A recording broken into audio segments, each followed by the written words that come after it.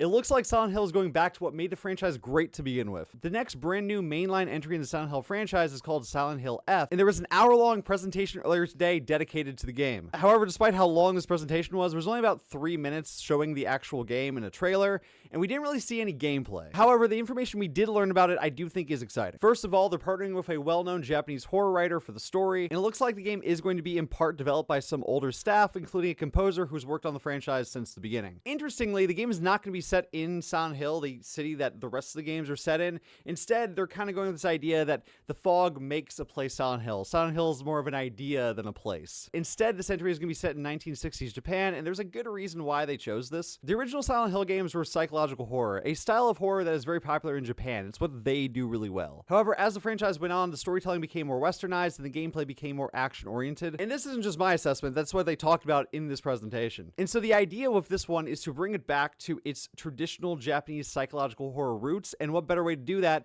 than to set it in Japan. All of this sounds great on paper, but we didn't see any actual gameplay, so until we see a little bit more of the game, I'm still a little skeptical, just because the studio that they have doing this doesn't have any sort of track record, which isn't necessarily a red flag, but considering Konami's track record, I would feel more comfortable if there was a studio that had a little bit more past work to look back on. They also didn't even give a release window, so I think the game is very far off. I think it's coming maybe fall of 2026, honestly. Overall, I am still excited, though. I think this is going to be a good new direction for the franchise and will nicely juxtapose against any other remakes that they want to do, having the remakes obviously set in the original Silent Hill, and this one go off in an interesting new direction. What do you think? Let me know in the comments. If you haven't already, give me a follow.